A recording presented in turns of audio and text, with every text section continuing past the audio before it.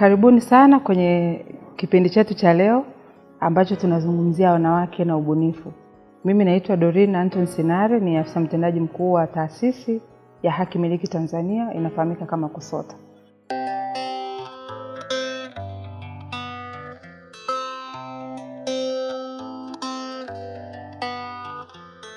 Kipindi chetu cha leo tunazungumzia masuala ya ubunifu, lakini tunataka kuwatambua wanawake ambao tupo kwenye shughuli hizi za ubunifu.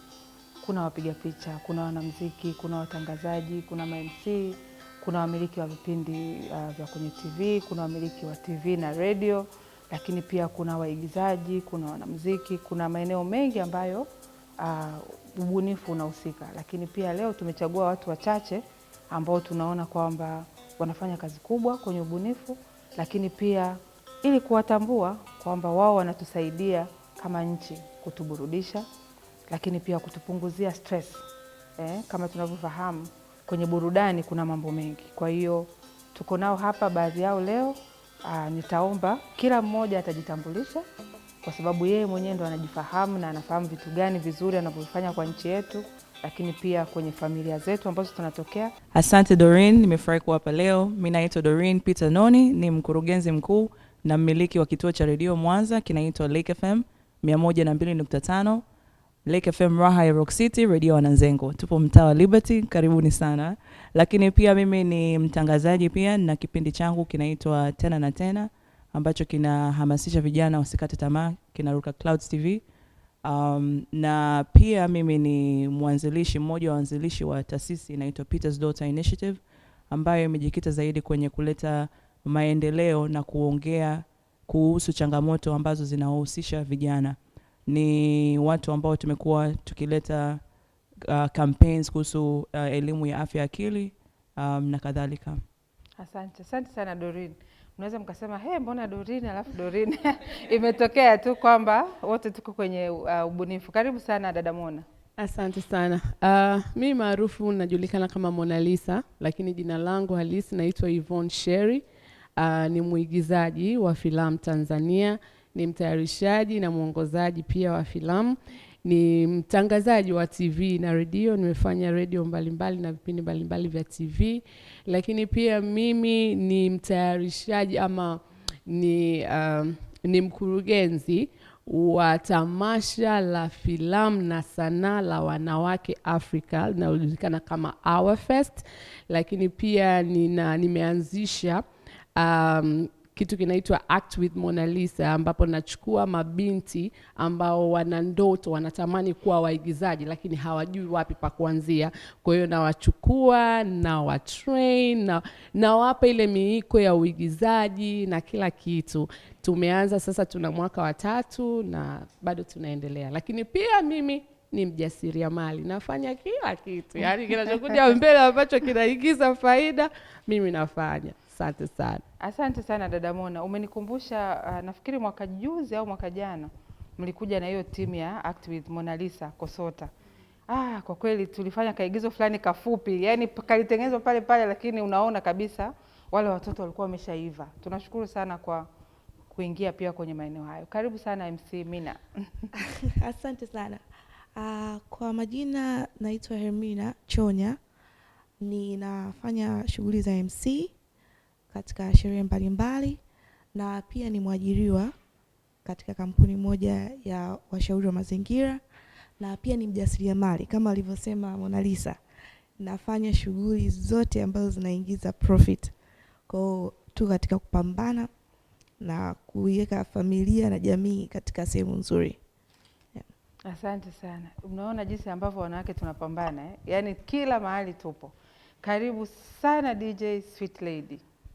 Asante sana. Mimi naitwa Mwanaidi Adnani Msuya, lakini kwa jina la kuingizia kipato nafahamika kwa DJ Sweet Lady.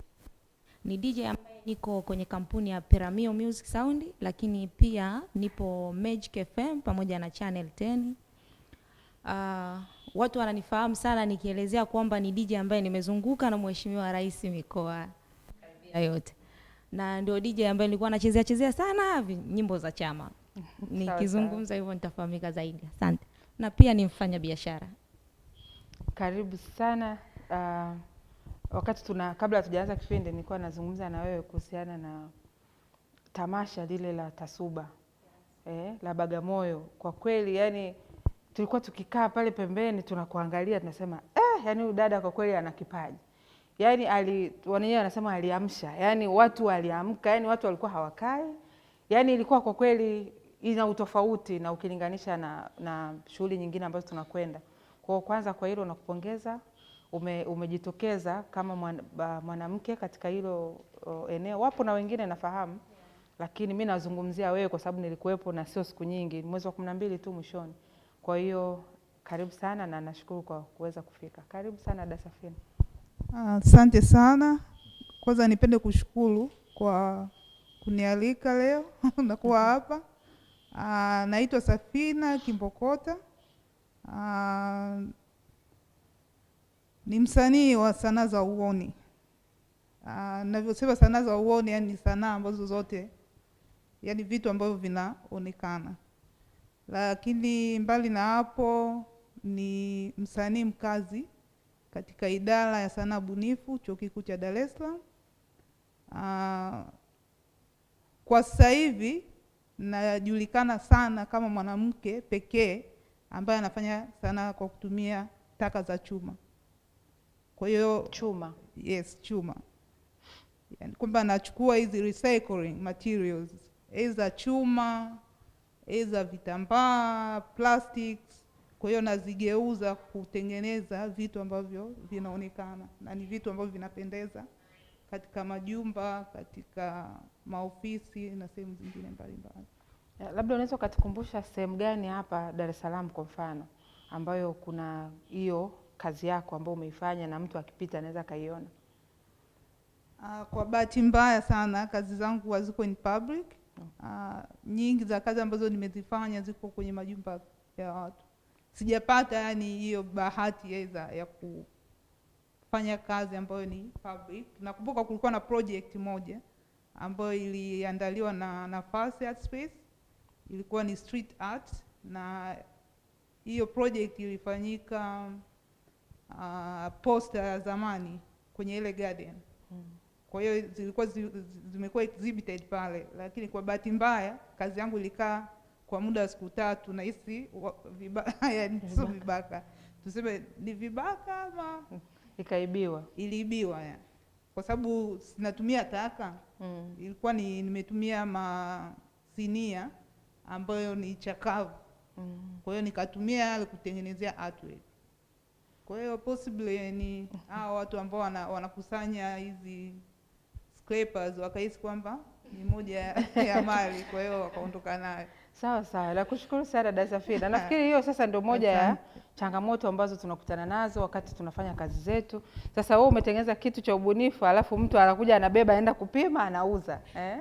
Karibu sana Zainabu. Asante sana. Pia ni furaha kuwepo mahali hapa.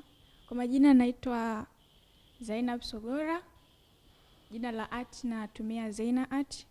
Ni visual artist. Nafanya painting, sculpting, nafanya designing na vikorokoro vingine vingi tu. Pia ni mhitimu wa Chuo cha Sanaa na Utamaduni Bagamoyo. Nimesoma performing and visual art. Kama hivyo. Karibu. Unaweza ukatuelezea kidogo kwa sababu jana alikuwa safarini kutoka sehemu fulani kwenye hizo kazi zake. Hebu tugusie kidogo kazi uliyokuwa unaifanya huko na ukasema hii siku ya leo uweze ukakubali ikakupita. Yaani ni kitu ambacho ni kizuri, ungependa kushiriki. Hebu tueleze ulikuwa unafanya kazi gani kule ulikokuwa? Nilikuwepo Manyara, sehemu inaitwa Kiteto. Kule nilikuwa nafanya sculpture installation. Kuna sculpture kwenye garden fan nilikuwa natengeneza. Ndio.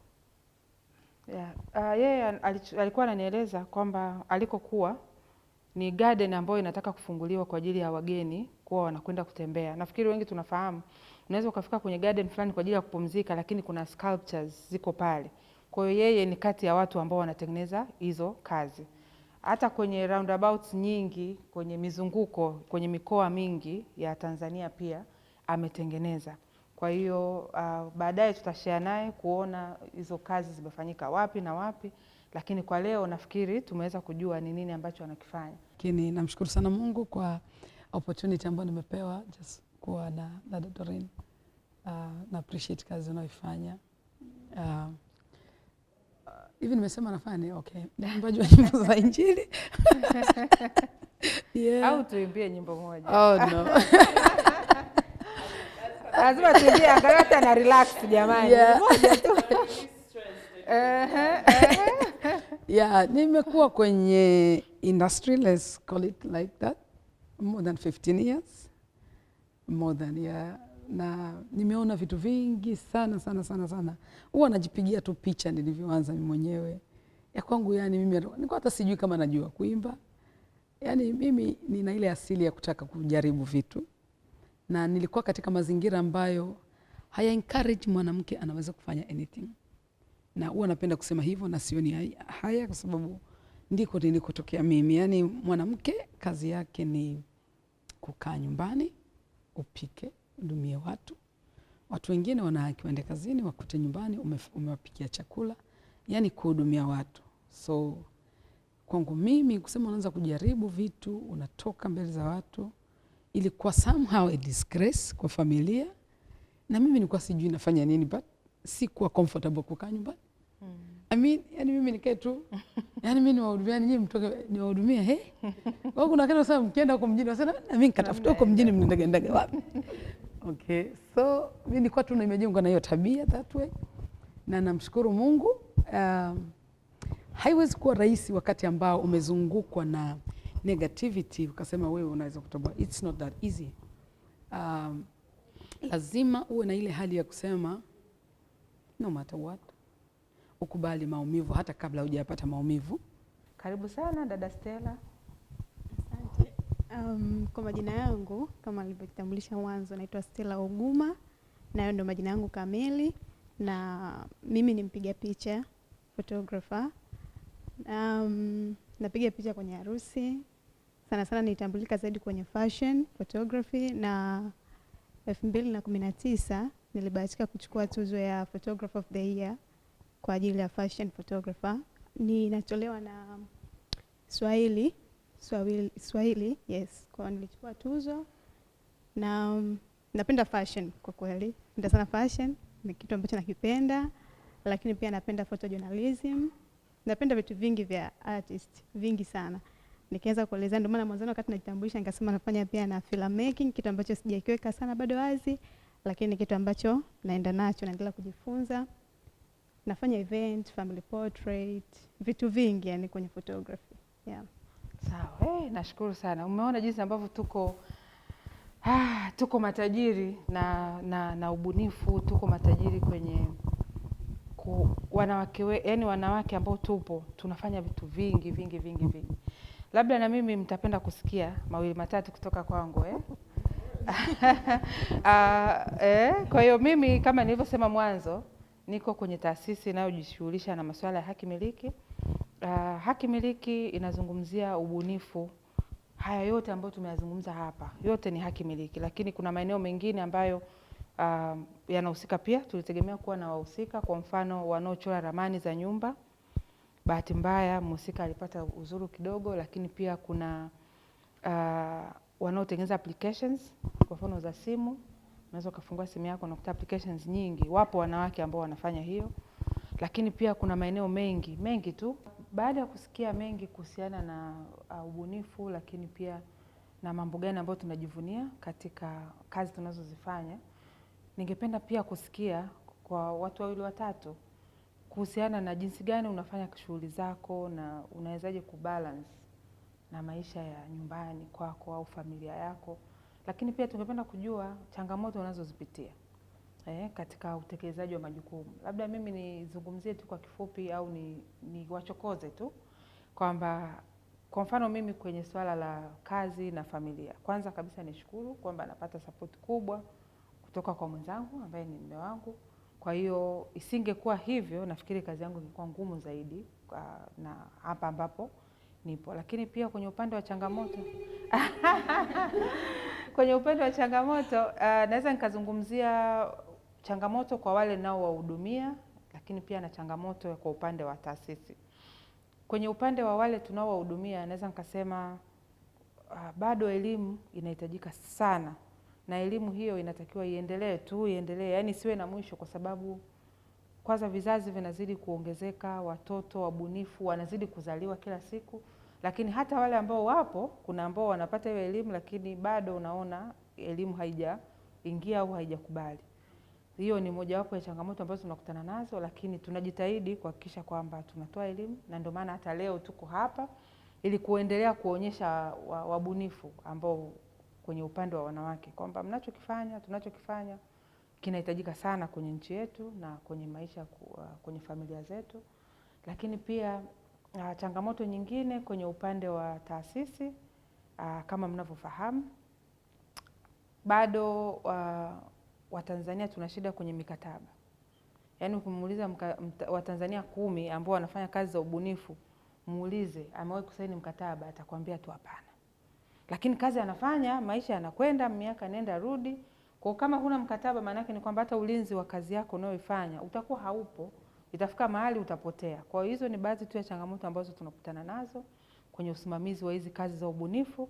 Lakini kwenye upande wa wanawake, mimi niseme kwamba sio changamoto sana, kwa sababu wana ushirikiano mkubwa na taasisi, au niseme na mimi binafsi. Yaani hakuna mwanamke ambaye naweza nikamtafuta alafu nisimpate akatoa ushirikiano. Kwa hilo kwanza niseme kwamba ni jambo zuri, japo ni wachache ambao wapo, lakini naamini ni kwa sababu wengi hawajajitokeza kuweza kufahamika. Kwa sisi ambao tuko kwenye industry tayari, tujitahidi kuwaibua ili waweze pia kuepukana na zile changamoto ambazo wanazipitia za kuwafanya waweze kufahamika au kujulikana kwenye wadau kama sisi. Baada ya hayo machache, labda pengine nimkaribishe MC Mina aweze kutueleza ya kwake, alafu tutaenda kwa mtu mwingine. Karibu. Asante sana Dorini. Cha kwanza kabisa labda ningependa kuongea, siko mbali sana na wewe kwenye upande wa familia. Namshukuru pia mwenzangu amekuwa ni very supportive. Kwanza kuna muda naweza nikakaa, yeye ndo akawa yani ananipush zaidi hata mimi mwenyewe. Naweza nimekaa nimerelax, afu akasema kwa nini unaiachia hiyo opportunity? Ichukue. Kwani namshukuru sana kwa upande huo. Kubalance pia hivyo, sababu tayari nina mtoto mmoja, Gabriel. Kwa sometimes niseme ni challenge sana, hasa kama utakuta unahitajika ofisini, alafu zinatokea zile kazi ambazo kuna zile kazi zako za kila siku, alafu zinatokea zile siku ambazo zimezidi, unajikuta mtu mpaka saa 3 bado uko ofisini, alafu kunapigiwa simu baba mtoto kafanya hichi. Kwa kweli huaga namshukuru Mungu sana, kwa sababu bila kumshirikisha yeye unaweza kipindi ukaona kama unatoka vile nje ya mstari, yani unahisi kwamba nimezidiwa, sitoweza kuyaenda. Kwenye upande wa kubalance na huwa nasali sana Mungu anisaidie kwa ajili ya kuweza kupambana, mwenyewe huwezi accommodate vitu vyote hivyo. Na pia kwenye upande wa changamoto kwa kazi kama MC, cha kwanza kabisa ni naweza nikasema jamii inayonizunguka. Mara ya kwanza nilipokuwa nikiingia, wengi walikuwa wananiuliza, kwa hiyo wanafanya MC katika kitchen party? Yaani kuna ile concept kwa imekaa kwenye vichwa kwamba ukiwa mwanamke wewe utakaa vizuri kwenye kusherehesha kitchen party. Kwa ukimwambia kwamba mtu mimi nafanya event zote, ile kukubali kukufungulia kwamba yes anaweza kafanya, ilikuwa ni ngumu sana. Lakini nashukuru jinsi siku zinavyozidi kwenda mambo yanazidi kubadilika. Na kingine hapo kwenye jamii, kwa upande wa niseme kusimamia thamani, kwa sababu mtu mwingine anaweza kaiangalia tasnia ya MC akachukulia kama ni wanasema msema chochote, yani ni mtu ambaye anaweza akakaa kaanza tu kuropoka, sasa ingieni kaeni. Hapana. Yani sio rahisi jinsi watu wanavyoiangalia. Kwa sababu gani nasema sio rahisi?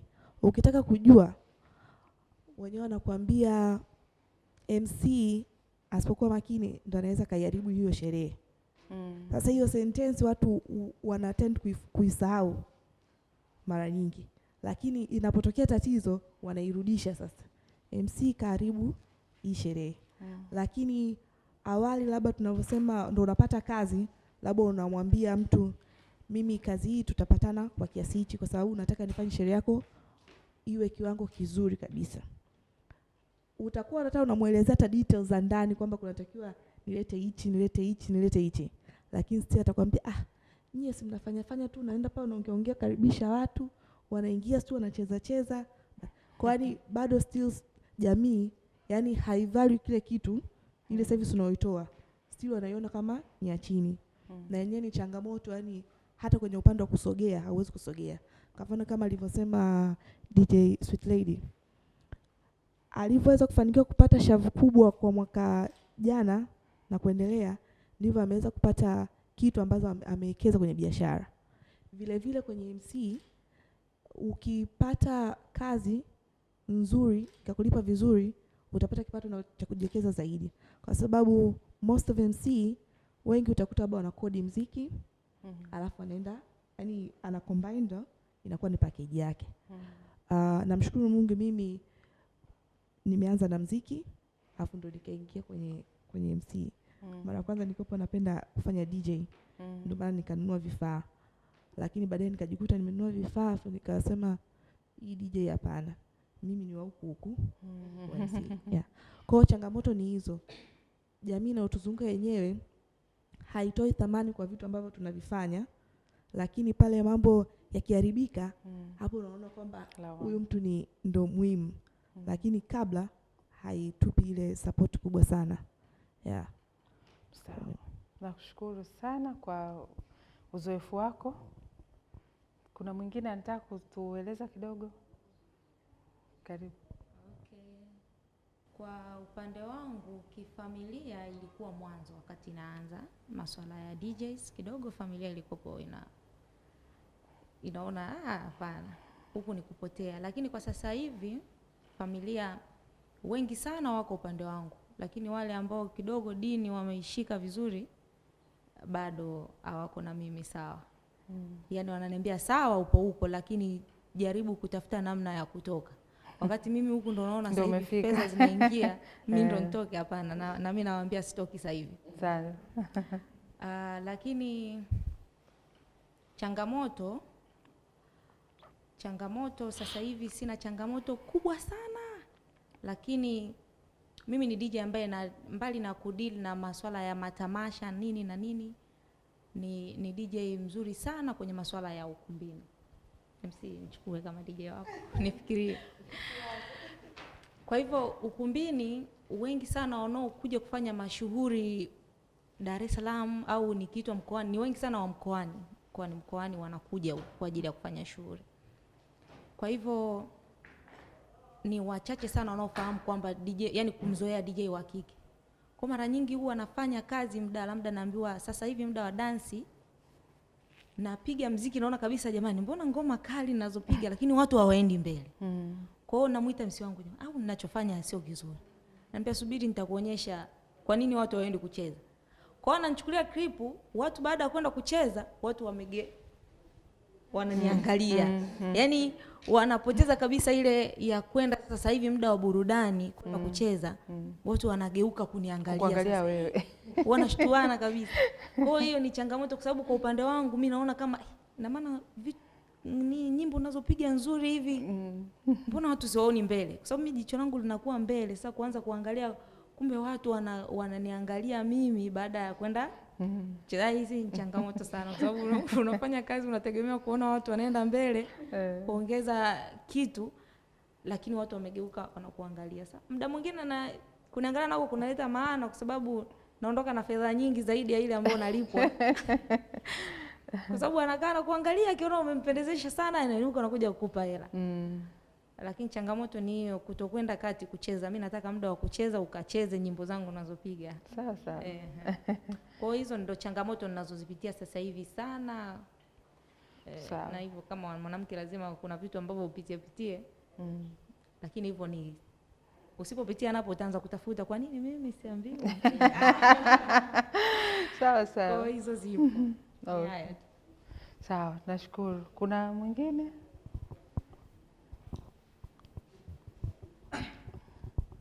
Kwa mimi kwenye swala la familia nadhani kuna ugumu wake kidogo, na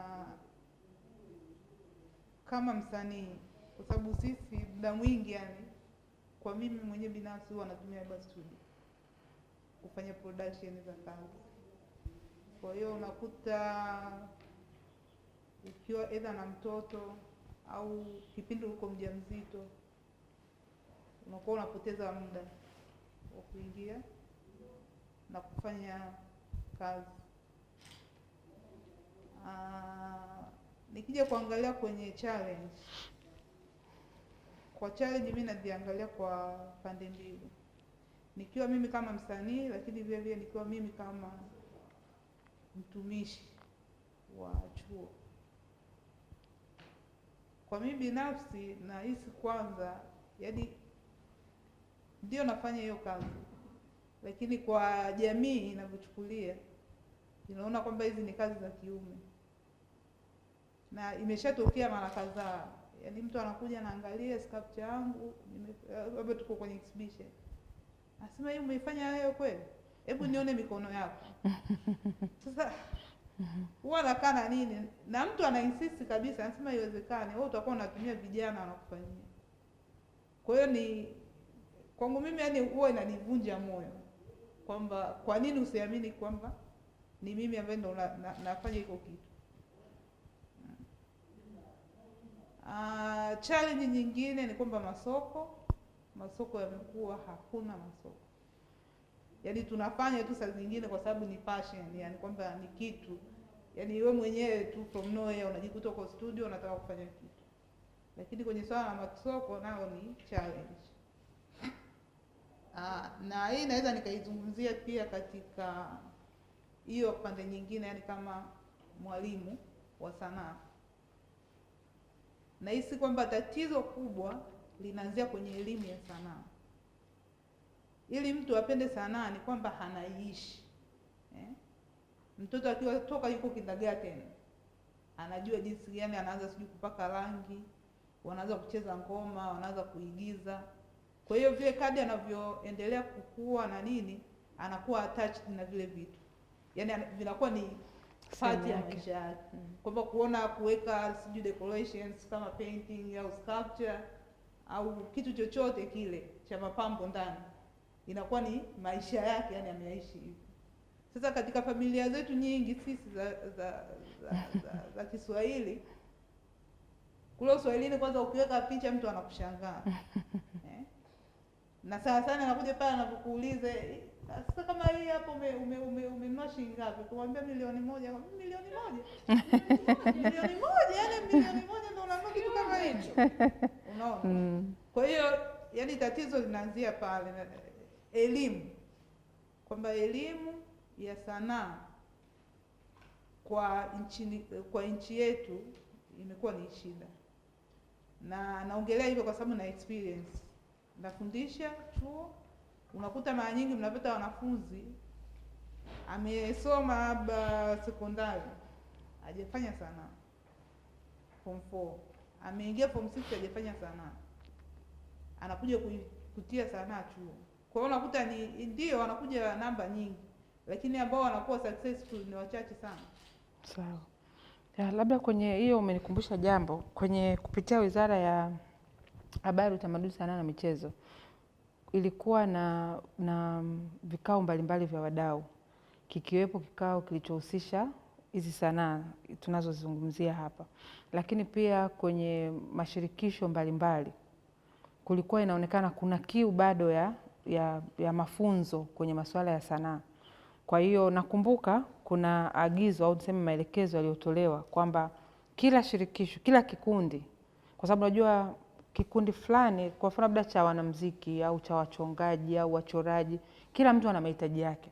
Kwa hiyo ilikuwa kwamba kila mtu aseme angependa kupata mafunzo ya nini, ili sasa TASUBA na taasisi hizi zote zinazohusika na masuala ya sanaa ikiwepo KOSOTA, BASATA, bodi, BAKITA, sijui nani, wote hao unaofahamu, tuweze kufanya mafunzo yale ya muda mfupi, badala ya ile ya kusema mtu anakuja anakaa darasani mwaka mzima. Wasanii wetu huko anafanya kazi, anataka asome pia. Sio rahisi aende darasani mwaka mzima kwa mfano. Kwa hiyo kuna ile ya siku 3, 4, labda wanaoandika script wana mafunzo yao wanayotaka, wanao direct labda movies wana mafunzo wanayoyataka, wanaoandaa vipindi vya TV, vya redio, yani kila mtu ana kitu ambacho anakitamani. Kwa hiyo mimi nafikiri na sisi pia tuwe kama madereva wa hayo. Haya ninayozungumza sio kwamba nazungumza tu, yako hivyo na barua zilisha kwenda kwenye mashirikisho, na kama sisi hapa tuliopo tunaona pia kuna haja ya hicho, ni vizuri na sisi tukakiibua ili basi tuweze kuingia kwenye huo mfumo wa mafunzo. Nafikiri kati ya vitu ambavyo Mheshimiwa Rais pia anaviwekea msisitizo kwenye ule mfuko wa sanaa, nafikiri wengi wetu tumeshausikia. Ule mfuko wa sanaa una majukumu mawili tu: elimu, mikopo. Sasa kwenye upande wa elimu lazima tushiriki, yani sisi kama wadau, sisi kama wabunifu tutashiriki vipi kwenye ule mfuko. Kwa hiyo ndo hapa ambapo tunatakiwa tuanzie. Lakini pia nafurahi kusikia kwamba wote mmepita TASUBA, kwa sababu kati ya vitu ambavyo tulikuwa tunakubaliana ni kwamba wale ambao walipita pale, wale ambao tayari wako kwenye ubunifu tayari, yani wako kwenye industry, wao pia wahusike kwenye kufunza, kutoa mafunzo kwa wale wanafunzi wanaokuwa pale na kuelezea kwenye maisha, yani kwamba haya ndio unayoyasoma lakini ukija duniani kuna hiki. Nafikiri na hicho nacho huwa tunakikosa mahali, na nafikiri na chenyewe ni kitu ambacho ni vizuri kikafanywa kazi. Lakini nafikiri la kuhusu sanaa kwenye mashule mimi nimelipokea, bahati nzuri niko upande huu na upande huu nitalifikisha, lakini najua pia serikali iko kwenye kufight. Kwenye kufight sana kwamba sanaa zirudi mashuleni, michezo irudi mashuleni kuanzia kwenye level ya chini kabisa. Lakini kuna shule ambazo zinafanya, sio kwamba zote hazifanyi. Kwa mfano BASATA nafahamu huwa wanatoa awards kila mwaka kwa shule ambayo inafanya vizuri kwenye somo la sanaa. Kwa wanafunzi waliofanya vizuri kila mwaka, nafikiri ni form 4, sijui ni form 4 au form 2, kuna levels tofauti tofauti. Kwa hiyo kuna shule zinafanya, sema sasa inabidi iwe sasa ni lazima. Mimi nakumbuka enzi hizo tuko shule ya msingi, siku ya sanaa, yani kwanza unaenda excited shule, yani kwa sababu unajua leo ndio siku ya kuchora, leo ndio muziki, leo ndio kama ni nini, au siku ya michezo. Nakumbuka na yenyewe unatoka nyumbani yani unakuwa na energy fulani ambayo tukianza nayo kuanzia kule kuja nayo kuja huku juu, tunayoongea hapa itakuwa ni historia. Kama hivyo unavyosema picha, mtu kununua kwa milioni 1 anasema milioni 1 kiwanja. Lazima tutoke huko, yani lazima tutoke huko. Labda kwa kuongezea tu, najua kwamba kuna shule, lakini kiuhalisia kwa shule za serikali sidhani hata kama kuna shule 10 zinafika ambazo zinatoa mafunzo, na unakuta zinatoa leza kwa level ya form 4 o level. Wanavyoenda level yale masomo hakuna tena. Kwa hiyo unakuta yani hamna ile consistency kwamba mtu ataanzia hapa. Kwa sababu ni process, unajua sana. It's a process. Kwa hiyo anavyoanza akiwa labda primary amesoma, anakuja sekondari amesoma, amekuja level amesoma, anakuja chuo anasoma. Ni sawa sawa tu tunavyoangalia kwamba science tunaanzia kuisoma tukiwa primary. Tukienda sekondari tunaikuta, ukienda level unaikuta, ukienda chuo unaikuta. Sasa yani ndio hiyo, yani tujaribu tu kufanya hiyo comparison. Kwa nini? Kwa sababu kama hivyo najua saa hizi kwamba serikali yenyewe inaelewa kwamba sanaa ina mchango mkubwa sana. Na ilishawahi kuongelewa bungeni kwamba ina mchango mkubwa sana kwa sasa hivi. Na wengi wao wanaifanya wakati hawana ile professional, yani wanaifanya lakini sio professional.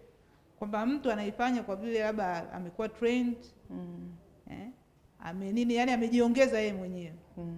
Na hii ina tusababishia tuwe nyuma kidogo Nikiangalia kwa mfano kama kwa eneo langu mimi, sanaa ya Tanzania huwezi ukailinganisha na sanaa ya Kenya. Sculptor wa Tanzania huwezi ukamlinganisha na sculptor wa Kenya, kwa sababu wao wanauza, wanajua masoko, yani wako exposed. Kwa hiyo vitu kama hivyo, na nahisi hii yote ni serikali pamoja na hizo taasisi zenyewe kuona kwamba tunaweza tukaipeleka vipi mbele tasnia yetu.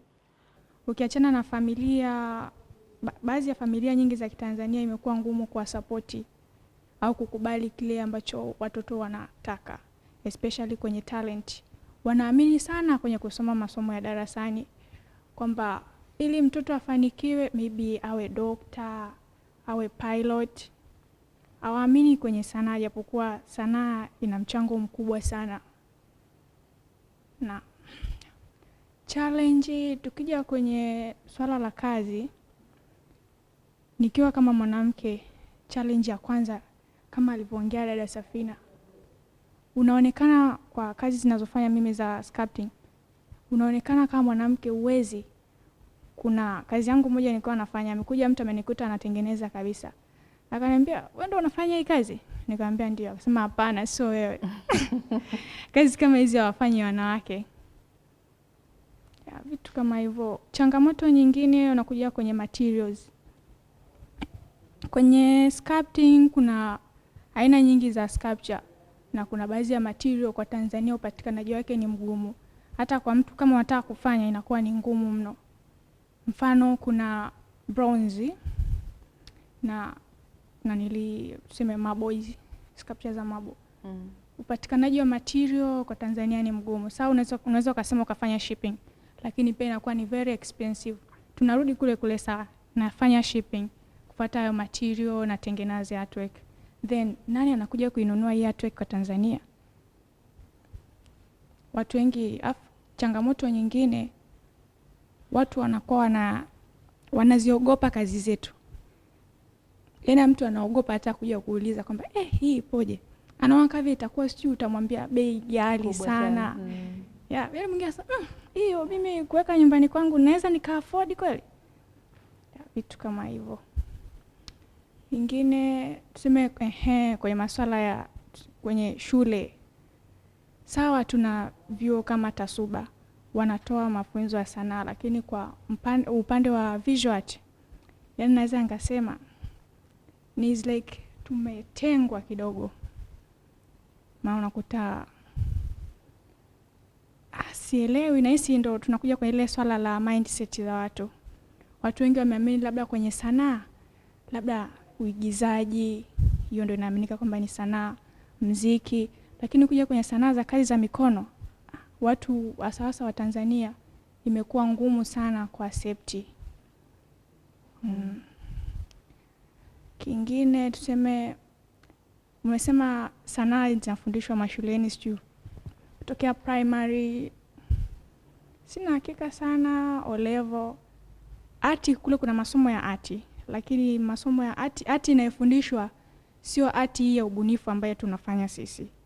Yaani ni kitu different kabisa.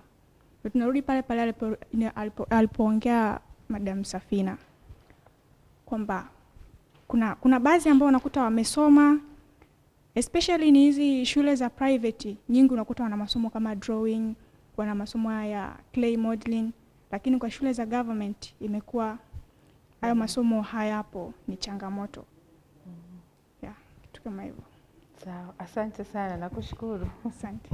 Labda kazi alizokuwa anazungumzia kwa kuwapa tu flashback ni zile ambazo anaweza kutumia labda cement, si ndio?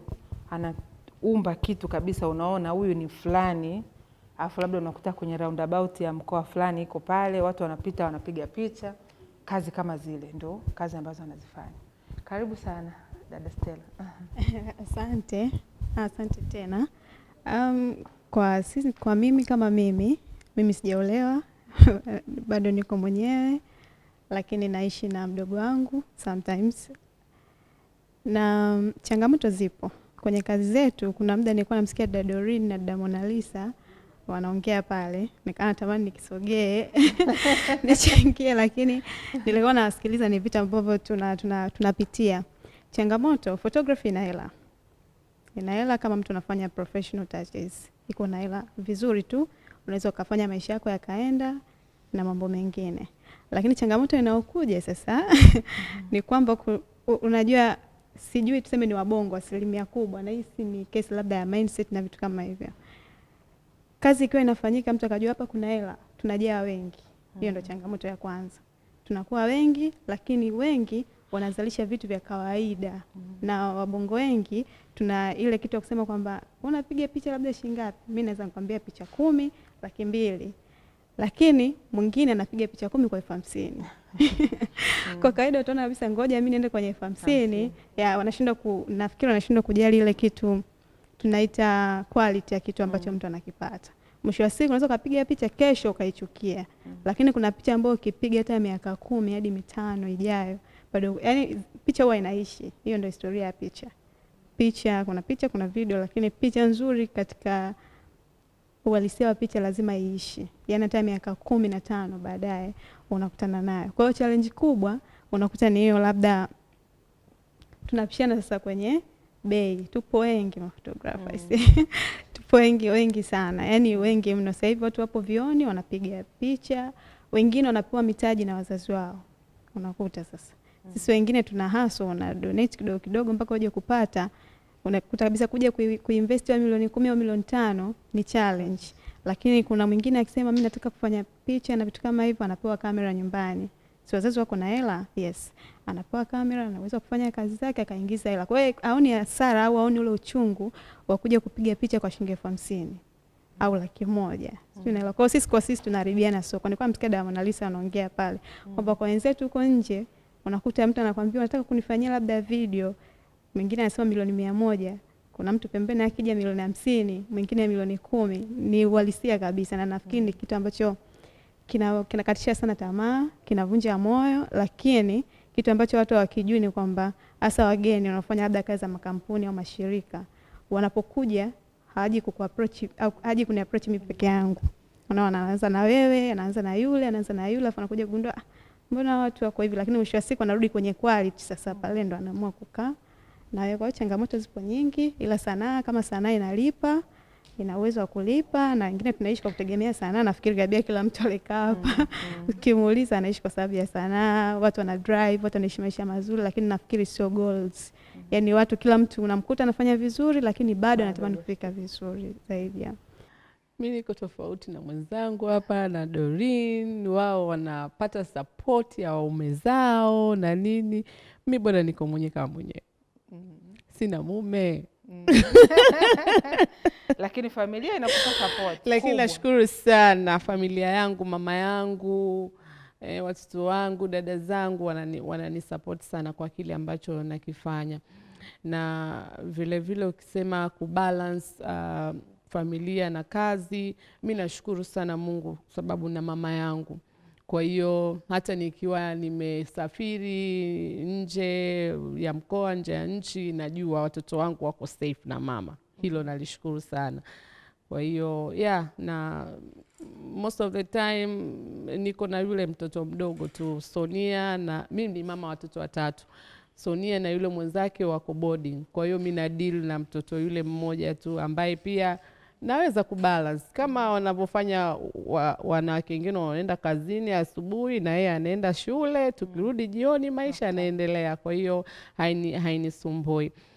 Changamoto kwenye tasnia ya filamu ni changamoto ziko nyingi sana. Nikianza kuongea hapa nitamaliza kipindi kizima, kwa hiyo tuache kama ilivyo. Lakini nikisema changamoto kubwa kabisa ni kwamba wanawake bado tuko wachache. Tasnia yetu imekuwa dominated na wanaume wengi. Kwa hiyo ndo naiona ni changamoto kubwa sana. Wengi wanawake tunakimbilia mbele ya kamera. Wengi ni waigizaji, lakini nyuma ya kamera wanawake ni wachache sana. Na mimi na imani kubwa sana na wanawake ambao wanatengeneza filamu. We have our own way of telling the story. Yani story ambayo imekuwa directed au produced au chochote kile na mwanamke, yani inakuwa better kuliko ya mwanaume. Lakini sisi wenyewe tu pengine tunajiogopa, tunaona tu mimi nikiwa mwigizaji ndio nitashine zaidi. Kwa hiyo nitafurahi sana sana sana kuona watengeneza filamu wengi wanawake, na hiyo ndo changamoto kubwa ambayo tunayo, na changamoto zingine ni part ya maisha tu. Hauwezi kufanya kitu kikawa smooth bwana, lazima ukutane na changamoto ndo ukue. Hivyo tu. Sawa, karibu Doreen. Nashukuru Mona. Asante. Okay, nimewasikiliza wote. Kama Yvonne alivyosema, kusema kweli changamoto ni nyingi. Mimi kwanza, I'm very single and I'm very happy.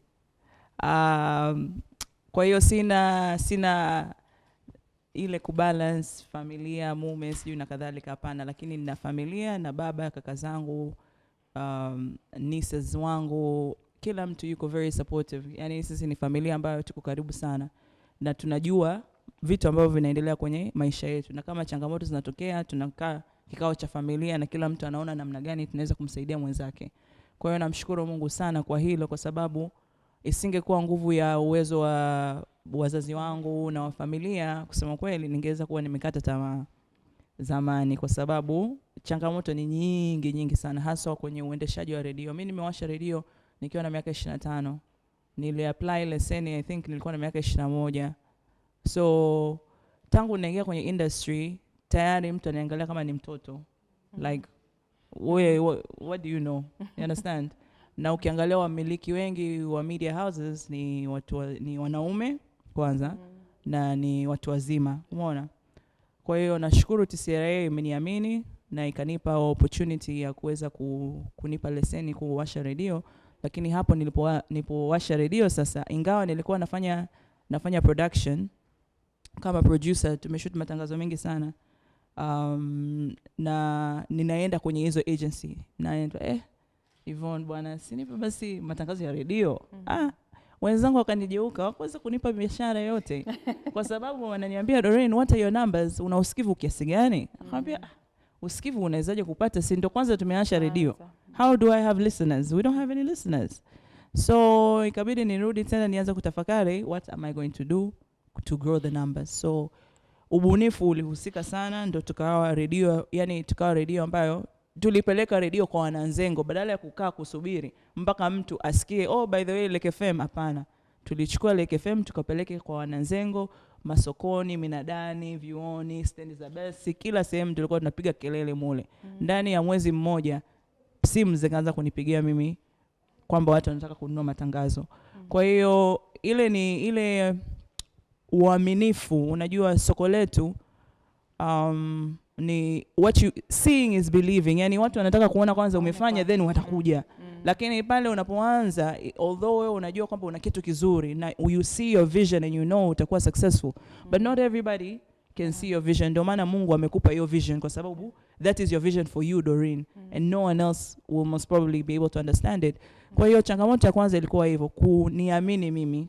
Umeona? Kwa hiyo nikasema, you know what, my work will speak for itself. I'm not going to beg anybody for anything, you know. You will see and you'll hear about me, and you will respect me, and I will earn your trust. Kwa hiyo nikawa very focused and working hard, yani nakesha. So ningekuwa na huyo husband nahisi angeniacha, sio kwa kurudi nyumbani saa 9 usiku na kuondoka saa 12, you know. Familia unawezaje manage, you know, it's a huge responsibility, both of them, because sina watoto, lakini mimi naona kama staff yangu or my team members wananzengo wa Lake FM kama sio watoto wangu, but you understand, I am so involved in their daily lives, like I feel like they are my children, but they're not, because some are even older than me, so they can't be my children, you know. A lot of as much as mimi ni mwanamke na nataka kuempower wanawake wengine, lakini kwenye industry yetu au kwenye radio wanawake wengi ni wanataka tu kuwa watangazaji, lakini kwenye upande wa managerial positions hamna. Kwa hiyo hata mimi kwenye radio pale it's mostly men, wanawake ni wachache, na hata kwenye managerial positions they're mostly men, not women. But I'm trying to do something about it, and I'm trying to change it. But human resource, to be honest, is a big problem, and yeah, I hope that it will end someday. Ukiacha kuogopa ndio unaanza kugrow. The moment ukiacha kuogopa unaanza kukua. Nadhani mimi pia nilifika hiyo level Kwa sababu mimi ni yule aina ya mwanamke, labda kwa wale ambao wanifahamu na huwa napenda kusema na sio ni aibu, mimi nimeanza kwenye kuuza karanga. Karanga kwa sababu nilikuwa so dependent, yani mpaka upewe. Nikasema yani nachoka, yani nipewe tu. Na nilianza kuuza karanga kwa sababu mimi napenda kutoa sadaka. Kwa nilichoka kupewa sadaka. Nikataka nipate sadaka ya kwangu mwenyewe. So nikaanza kuuza karanga. Vikaranga vya ilikuwa shilingi 10 those years. Shilingi 10 naenda nikaanza kuuza ice cream, mimi nimeuza ubuyu, nimeuza everything. Yani kila kitu ambacho mtu angefaa kufanya. Nashukuru Mungu kutana na watu ambao wanaanza kufanya vitu vikubwa. Mimi hata huko kubwa hata sipajui. Mimi nianza huko chini. Na ni kitu ambacho wao namuencourage kila mtu akisema siwezi, it's actually your mindset. Sio kwamba huwezi. Lazima utafute kitu ambacho unaweza kuanza nacho. Na sio lazima kama unakana mtu ambaye yeye ndoto yake ilikuwa kwanza redio. How come Christina mingi anza kufikiria kwanza redio? Yani kwanza ni yani redio ndo nani? Mshanielewa? Yani ni kitu ambacho hakipo. So lazima una kitu unachoweza kuanzia. Na mimi huwa sioni aibu kusema hivi ili kumencourage mwanamke mwingine yeyote alipo. Of course nianza na karanga. Akisiuzi karanga. Leo ukija ofisini kwangu na lazimika niuze karanga, watu wanakuja kuniomba, si ndio wanakuja kuomba msaada, wanataka ushauri, wanaweka pale. Zile pesa zote nazo za karanga ndizo hizo nazosaidia watu. Wanazokuja na sio kwamba napita tena kukaanga karanga, lakini pia naambia tu watu wangu, mfungieni karanga, nifanyeni hivi, tupange pale ubuyu nini na nini, kila kitu. Vitu vile vidogo. Na zile pesa zote ninazouza, mtu akija na Christina nataka hiki, nasema okay. Naangalia nimeuza shilingi ngapi? Haya. Chukua. Na nikimpa naambia hii pesa unaweza kwenda kuanzia biashara kama hii. Kwa sababu sitaki tu kumsaidia mtu alafu nimwache hivyo. Nataka nimsaidie mtu huko nikiwa nimemwambia nini ninachokifanya. So maisha yangu yamekuwa hivyo. Mimi nimejaribu kuimba na nikamshukuru Mungu, nikianza kuimba matatizo yalikuwa ni mengi, lakini Mungu akanisaidia nikaenda. Nilipona nani ya kwanza nikaona inaenda vizuri, ya pili hizi ukishafaulu kitu kimoja ninakutia moyo. Unaongeza. Yeah, alafu mimi nila ina mwanamke ambaye nishasema kukata tamaa, it's not my portion at all. Changamoto ni nyingi, siwezi kuzungumza kama alivyosema Mona Lisa. Kwanza nataka tu nimwambie Mona Lisa, mimi pia nataka kuigiza. Naomba unifundishe, kama sio kunifundisha ushirika, sababu nadhani pia ninaweza kuigiza na nina kistori kimoja hivi hujai kukipata. And this one we will sell. This story we will sell all over the world. Umeona? Umetukutanisha. Alafu sasa tuna radio hapa itatupigia debe, au sio? Yani when you meet women, yani mambo yanakuwa ni rahisi. So please, by the mimi. Umeona kitu? Exactly. Na hiyo kitu ni hivyo. I tell you, kama utakuwa interested, I beg. Ukiona uko interested, just. Mimi naamini katika ndoto. Yani wote tuko hapo kwa sababu somebody somehow alipatana na idea, the dream, akaanza kuisukuma. Ndicho ambacho kimetufanya mpaka tuwe hapa. Mimi ni wa kutokea Kigoma, yani mpaka ufike Kigoma mpaka mwanamke niwe hapa. If it's not the dream, nisingekuwa hapa. So umenielewa? So dream ndo zimetufikisha hapa. No, now speaking of challenges ni nyingi. Hatuwezi kuzimaliza, lakini challenge moja wapo kubwa ni kukubali kushindwa. Mimi ni mtu ambaye napenda kuwa na kila mtu. Unaona nafanya injili na somehow injili inakwambia ujitenge na watu fulani, uwe na watu fulani. Me I don't like that. Mimi napenda nikutana na bongo movie, we sit, we talk. So nadhani naaminigi kwamba kuna vitu ambavyo wanavyo vizuri ambavyo maybe naweza vikanisaidia. Nikutana na bongo flavor, me I talk to them. Mimi nakaa nao tunaongea. So ukingine nakaa sasa mimi watu wakiniponda nasema no, they don't know me. Me I know myself, right? Na mimi napenda tu kwa hivyo, na at the end of the day sanaa ni sanaa. Na mimi wanapenda kusema hivi, sanaa ni sanaa. Sanaa hata kama wewe unaimba sio kama malaika unaimbia mbinguni. When it comes ni sanaa, ina element zake ambazo ni same. Same. So vile vitu ambavyo viko kwa dadangu Pomona, yani anafanya vizuri na amefanya kazi nimemwona, yani mimi si nilikuwa bado kijijini. Ndugu kuanza kitambo. Yani mmeng'ang'ana. Mbona mbishi? Lakini sasa kile kilichomfanya Mona Lisa mpaka hapo walipo, somehow ningependa kukaa naye nijue, nini kimemfanya aweze kusurvive kama mwanamke tena. So hicho ni kitu ambacho mimi watu wakisema wanijadili ninakuwa negative for me, nasemaga tu they don't know me, na ninachokiamini kabisa wito wangu ni tofauti na mtu mwingine yote. Yeah. Asante sana. Leo tulikuwa tukizungumza na wanawake katika ubunifu, lakini pia tulikuwa tukizungumzia mambo mbalimbali tunayokutana nayo katika masuala ya ubunifu. Tulikuwa na Stella ambaye ni mpiga picha, tulikuwa na Zainab ambaye yeye anabuni kazi za mikono, lakini pia na Safina na yeye pia katika kazi za mikono, kazi za sanaa za ufundi. Tulikuwa na DJ Sweet Lady, pia MC Mina, tulikuwa na Mona Lisa, tulikuwa na Christina Shusho pamoja na Doreen Noni. Wote hawa ni wabunifu au wasimamizi katika masuala ya ubunifu.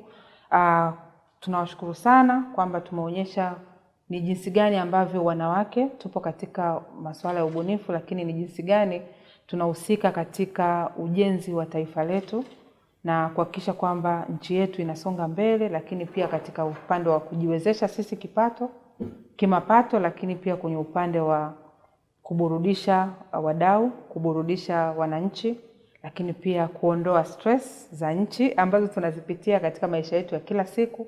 Nafikiri wengi wetu tutakubali kwamba kwa mfano leo hii tukasema wabunifu wote wasifanye kazi, tukasema taasisi au vyombo vyote vinavyohusika kutuburudisha visifanye kazi, hayo maisha yatakuwaje? Nafikiri kwanza wote tutapata magonjwa ya ajabu ajabu, au tunaweza tukapata stress zisizokuwa na uelekeo. Kwa hiyo sisi binafsi tunatoa shukrani kwa kutusikiliza, lakini pia kwa kuwa na sisi, na vile vile nitoe shukrani za kipekee kwa Tayoa ambao wametupatia studio hii ambayo ni nzuri, na tumekaa hapa muda mrefu ikiwa na utulivu, lakini pia na watumishi. Ni washukuru sana kutoka Tayoa ambao wako nyuma ya kamera.